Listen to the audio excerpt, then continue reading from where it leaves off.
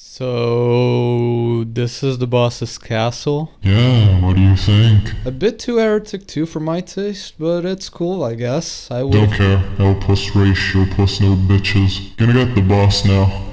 Hey folks, it's Indieguy, and today we're gonna take a look at one of my favorite games of all time, F.E.A.R, a first-person shooter with horror elements, inspired by movies like Hard Boiled and Ringu. Although there is a lot more action than horror, making it more of a gun-fu game than anything else. And look at that, buckos, it was developed by Monolith, the same guys that made Blood, Shogo, and Blood 2. Somebody check the men's room for a huge gas. The story of F.E.A.R is that you are an operative for, well, F.E.A.R. That stands for First Encounter Assault Recon, a paramilitary organization specialized in dealing with the paranormal. You, a nameless soldier who is only referred to as the Point Man, and your team are sent in to investigate a psychically controlled clone army that went rogue. I swear to God I did not write this game, okay? As you progress, you'll uncover a shady conspiracy involving a company, Armacam, doing experiments on a young girl named Alma. You know, the same girl from the cover. But don't worry, this is a Monolith game, and in true Monolith fashion, as the installments go by, it gets progressively sillier. But what makes this a good game? Well, in my opinion, it's the gameplay. Remember that I said that F.E.A.R is a fast-paced gun-fu game? Well, that is just one of the ways that you can play it as. That's the marvel of this game. You can basically approach any combat encounter however you want, and no two combat situations will ever be the same. You want to go in guns blazing doing your best to kill impression? Sure, go ahead. You even have an ability that slows down time, called Reflex. Kinda like bullet time from X Payne. This ability allows you to approach certain combat situations in different ways, even allowing you to surprise the enemy more efficiently. But okay, you prefer a more tactical approach to combat. Sure, you can do that, but man, it must be fun at parties though. For this, you even have the lean buttons on Q and E by default. This strat will take you longer, but if you're playing on higher difficulties, it is a must.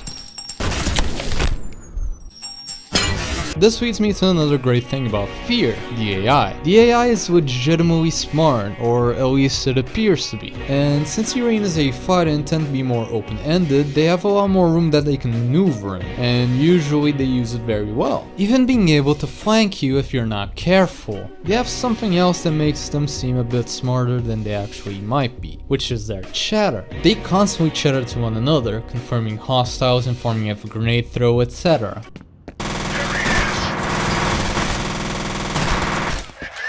This makes them seem a lot more organized, but this is more or less of a lie. A smart one, and one that I can respect, but still a lie. Basically, and in very layman's terms, but bear with me here, this is my line of expertise, what they are doing is basically cycling through animations according to the situation it finds itself in. You can argue that this makes enemies smart, but I think it's more like a trick, since they don't even know that their mates exist. If you want a proper explanation from someone that actually knows their shit, I'll link down below a video from AI in Games that explains this very well. Still a very smart way to code AI that I love and makes this game a lot better.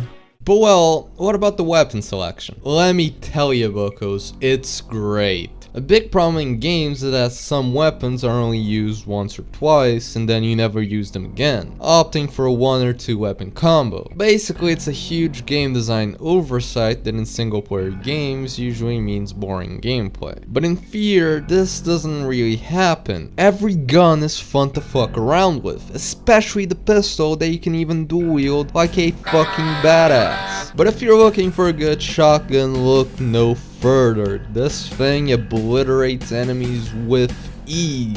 Or in other words, there is also a mix of modern and futuristic weaponry, like the nail gun that nails people to walls and this railgun that literally evaporates enemies. Yeah, the weapons are great. The only thing that I kinda dislike is that you can only carry 3 guns at a time, but I guess this was to stop you from being too OP. But enough dick sucking this game, what are some weak points? Yeah, remember that I said that this game had horror elements? Yeah, that's the weak point. I know that Monolith was focusing on the gameplay, but the horror is just weak. These moments usually consist of either simple jump scares that most of the times involve Alma, or these spooky parts where you might even get a bit of lore. I still think that F.E.A.R 2 did a better job at the horror elements, so if you're looking for a better horror experience, either play that game or Condemned. Great game, by the way. Okay, this isn't a negative point, but it is pretty sad. This game used to have multiplayer, but as you might have guessed, it's been abandoned. There is a way you can play it in private servers, but at most you'll find like 10 people playing total, which is sad because this is pretty fun. It is different from the game itself, but that's a given since they had to find a way to work around the slow-mo. I'm gonna leave the site where I registered in the description. You don't even have to have the game to play it, which is pretty cool. So yeah, you're welcome. Have fun. But hold on there, buckos. If you're convinced by what I said up until now, I got a word of advice. If you really want to buy the game, don't do it on Steam. You'll pay $54.99 for the bundle that has all the games and DLC and what have you. Well, you can have the same thing, but a lot cheaper if you buy F.E.A.R 1 and 2 from GOG with everything that is included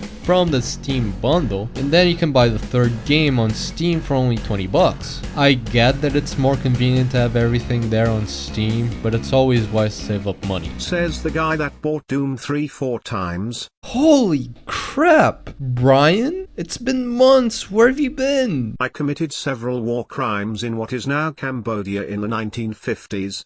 Okay. Well, with all that said, I think that this is a pretty damn good game. F.E.A.R is a prime example of a great gun fu game that unfortunately sometimes doesn't really get recognition or respect that it rightfully deserves, being at this point more of a cult classic. My final verdict is a 9 out of 10. From the very first moment that I picked up this game, it became one of my favorites, and I trust that a lot of you guys will be the same. But well, that's it. See ya. Come on, the boss is waiting. Okay, move it, asshole. Holy shit, it's...